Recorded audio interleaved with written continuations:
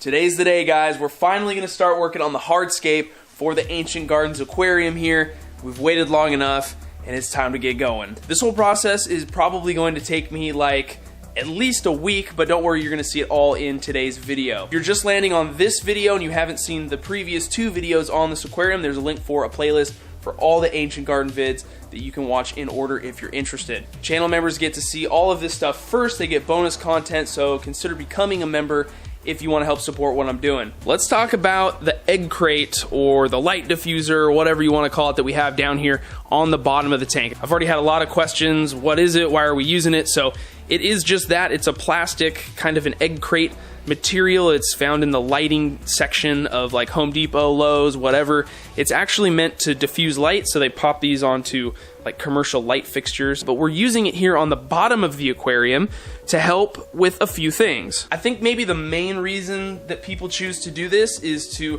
prevent pointy, hard rocks from creating weird pressure points on the bottom of the glass. That's not necessarily something that you want to have happen in your aquarium. That's not exactly why we're using it though. We're not going to be using a super hard stone like Sirius stone or like a lava rock, anything that would put a lot of sharp pressure on specific areas of the tank. We're going to be using dragonstone for this project, which is a much softer rock. It's really like a clay. I'm using this primarily to hold the first few rocks that we put into the tank in place. If we were to just put the rocks on the glass, they would be sliding around, they would be hard to build upon, and on the flip side of that, we could lay down some substrate and then put the rocks on the substrate, but then there could still be a lot of shifting going on as the rocks seat themselves into that substrate. So we're going to avoid that all. We're going to start by building our rock hardscape in here, and we're going to use this egg crate to help hold those rocks in place. Excuse the mess down here, guys. Everything is super unorganized, but here is, I think, like half the dragonstone that we're going to be using. So a lot of this stuff is rock that I have just had for a long time, that I've collected over, the last few years, but a lot of it also came from Aquarium Co-op. So the last time I went over to Corey's, which was now, several months ago, he hooked me up with a bunch of giant pieces of rock, like this one right here, a piece that he would not be selling online. Let me put that down just because it's so big. So he provided a lot of the rock for this scape. Got to give him a shout out.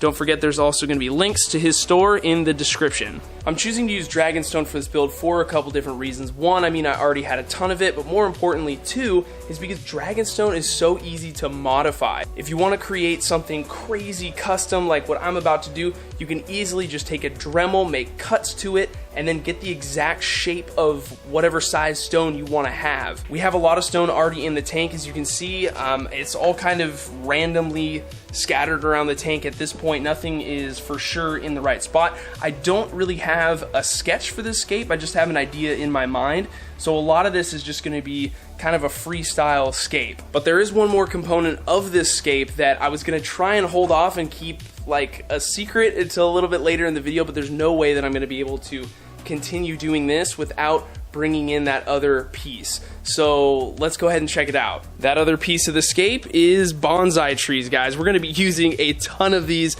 in our Ancient Garden scape. They're going to be more or less the highlight of the whole thing. My buddy Rob over at flipaquatics.com sells two sizes of these trees. There is a small version and a little bit larger version. We have both of those today, and they are just awesome. They're not real bonsai trees. They're manufactured. They're all made by hand, and they are just so realistic looking. They're going to be the perfect thing for this scape. Like the dragonstone, we probably will be making modifications to some of these trees. They all have kind of a similar look to them, at least the ones that I got. So in order to make them look a little bit more unique, I'll be taking that Dremel and chopping off branches and parts of the lower part of the tree to get them to fit the way I want them in the scape. Don't worry, we can of course take those pieces that we cut off, we can re-glue them to other trees in different areas to create even more uniqueness. If you guys follow me on Instagram, you've seen this thing before. This is the massive tree that I got at the most recent Aquashella, and I knew even then that I had to incorporate this thing into this scape somehow. It is humongous. Like, putting it down at the base of the tank, the top of the tree is almost up at the top of the tank. So this thing, as it sits right here, is a little too big, and it's not going to fit in this particular scape that I'm trying to make. So we do need to hack this thing apart. I know, I feel the same way about doing that too, but if we make a couple clean cuts on this thing, then we should be able to one day, if we want, put it back together. To attach the bonsai trees to the rocks in this aquarium, we're going to be using a technique that was first explained to me about a year ago by an aquascaper named John Peeney. This technique involves using cyanoacrylate glue, cigarette filters, some substrate, and a little bit of baking soda. The end result is a bond between two objects that's a lot stronger than just using regular gel-type superglue, which is my normal thing to do. So here I have some cyanoacrylate glue. This is Starbond brand. I'll put some links for all of this stuff down in the description if you want to follow along and try it in your own tank. The next thing you need is some active substrate. We obviously have a lot of this because we're going to be using it in the tank, but you don't have to use this. I've seen people use sand or using up like basically dragonstone powder, like ground up rocks. It's really just to help conceal the bond we're about to make. Next up, we're going to add some baking soda to the crushed up substrate, and I found this to be required in order to get the reaction to take place and get the bond that we want to create. Although I've seen other people do this without the baking soda, so it's kind of up in the air at this point. Now I'm going to grab a cigarette filter. You can buy packs of just the cigarette filters on Amazon, and we're going to open it up, take the outer little casing that's around it off, and then we're going to put it in between two pieces of rock here as a demonstration. Then I take some of the substrate baking soda mixture and I sprinkle it around the cigarette filter to kind of cover it. And then I just add on a pretty decent amount of the Starbond glue. I'm not wearing gloves in this example, but you see later in the video I do switch to wearing gloves because the reaction that takes place is not only something that creates a lot of heat so you can burn your fingers, but it also creates some smoke. And who knows what's in that smoke, guys, so if you do this, make sure you got an open window, an open door, something. And I would honestly recommend wearing a mask if you do this technique at all. So this being my first experience with this technique, I can say that I really like it for what it can help you do. You know, it's not something that you need to use every time, but I definitely want to try this again more than a few times just to kind of figure out exactly what you need. You know, do you need the baking soda? Did I just miss something here? All in all, you can create a really strong bond between two objects. Here's a little shot of two larger pieces of dragonstone that I fused together, and you can see I'm holding one end of it and shaking it. So, you know, it's a pretty strong bond, and it can really help you to create these unique scapes that you might not otherwise be able to make. So let's continue to build out the hardscape, guys. We'll throw some music on. You're going to see a couple shots of me doing this in the tank, and you'll see that it's a little bit harder than it is in just this demonstration here, but it was doable. It worked out for me, and I'm overall happy with it.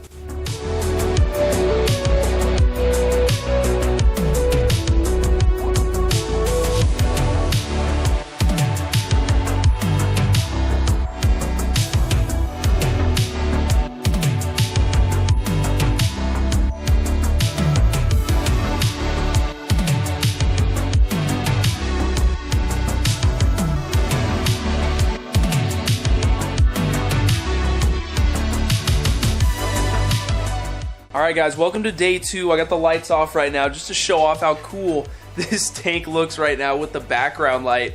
Man, I wish the camera did a better job of showing off how sweet it looked, but that backlight with the orange in person, it looks phenomenal. I'm already thinking how cool it would be to take the backlight and put it up at the top of the aquarium and have it shine down. I think that might make more sense for this tank. That'll be a really fun little experiment we can run once we have everything done.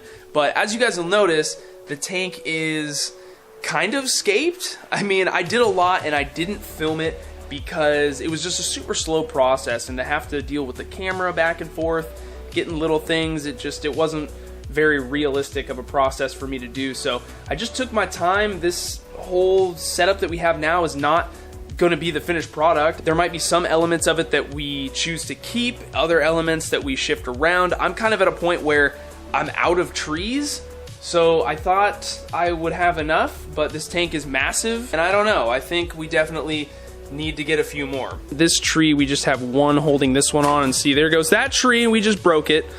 Did we break it? Oh my gosh. No, we're good. We're good. But anyway, I just did that on a couple of these trees. Like this one that's kind of hanging off, it's got a filter holding it on, and then our half of the big tree over here that's hanging off, That one has one on there as well. This is still loose at this point, and all the other trees are loose too, because again, I'm taking my time figuring out exactly where I want to have these trees and where I want to put more trees, because like I said, this is probably not gonna do it.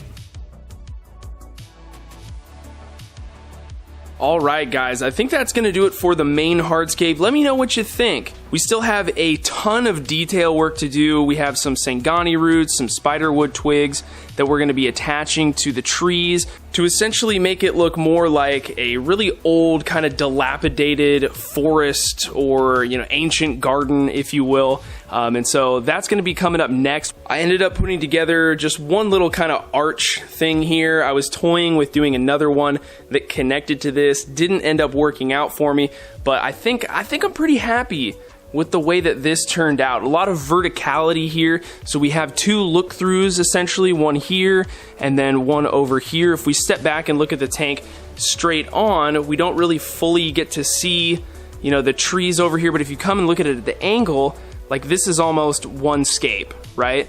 And if we turn over here and we look this way and we get to see through this see-through, this is almost like another scape. Like I said, we're not even close to done. The scape is going to continue to transform and really come together. What I want to do now is get the substrate in just to help me visualize things, and it will kind of change the way that obviously the bottom of the tank looks with these rocks down here. And then we can start to mess around with some pebbles and whatnot of the dragonstone. So we just take our mallet and then crush these up, take these handfuls and then dump them in the tank, and that can really help to kind of round things out and really blend the transition of substrate to rock. You guys already know we're going to be using Brightwell substrates, and we're going to start off here with the Florin base.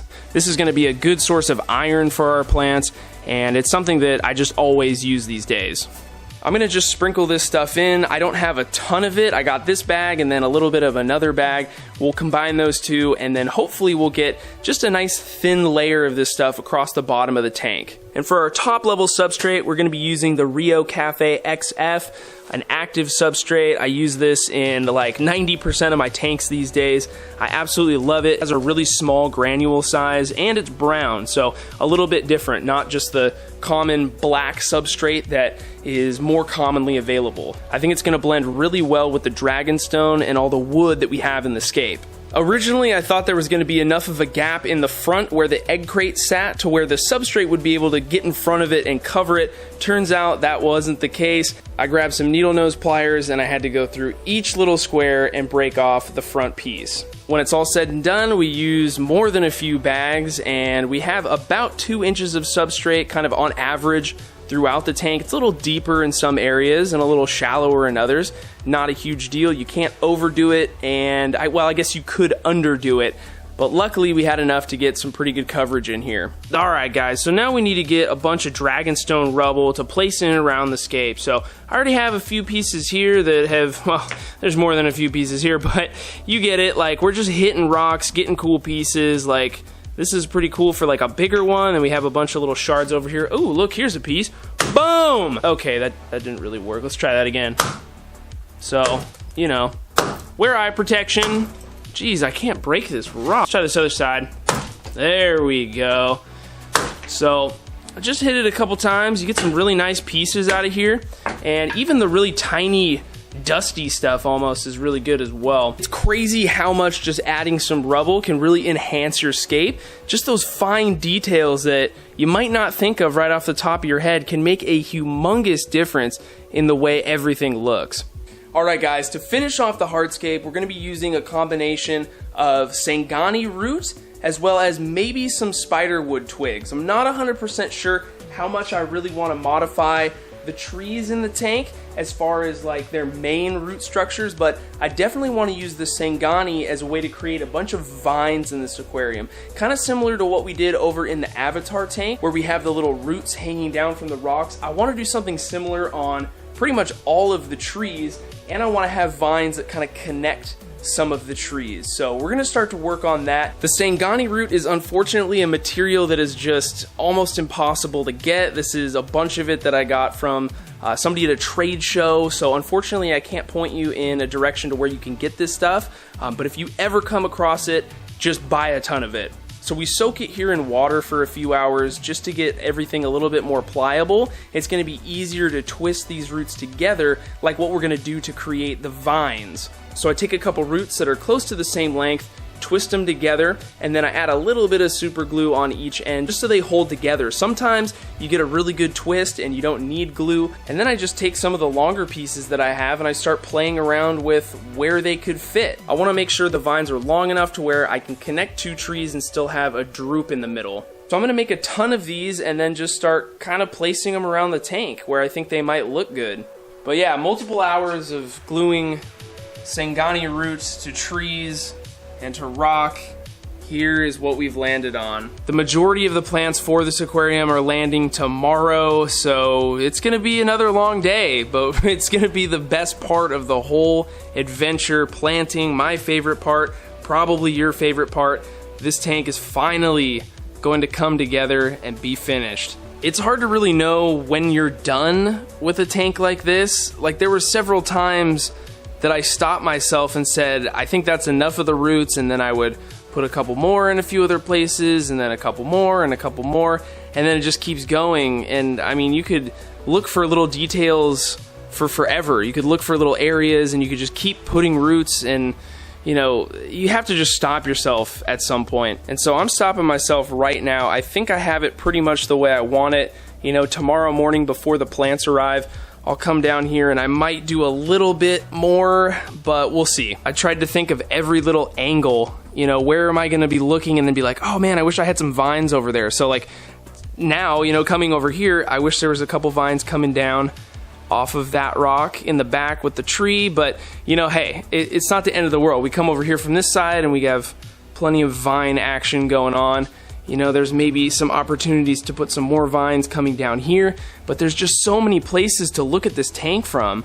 I mean, down here, up here, over here, it never ends. But yeah, guys, that's it. That's Ancient Gardens. What do you guys think of the scape? Let me know down in the comments. This is something that I've been really looking forward to. Again, I had kind of a loose vision of what I wanted to create, and I think I did a pretty good representation of what was in my head. You know, it's not perfect, it's not exactly the way that I think I wanted to have it, but you know, it's, you know, when I want to draw like a dog, it doesn't come out the way that I want it to. Does that make sense? I've really been sniffing way too much glue today. Anyway guys, that's it for today's video. I hope you enjoyed the creation of Ancient Gardens as much as I did. I can't wait to plant this thing. Again, the plants are coming tomorrow, so we should have those. And assuming that they all come in, we should be just planting it all in one day. I'm gonna film it and then I'm gonna try and get it out to you guys as fast as possible. So I hope you're looking forward to that. Thank you so much for watching. Don't forget to subscribe. If you're new, hit the notification bell so you know when the next video comes out. Planting this thing is gonna be a challenge, but it's also gonna be really fun, and I think you guys are gonna love it. So I want you to see that video as soon as it comes out. Thanks one more time for watching, guys, and we'll see you next time.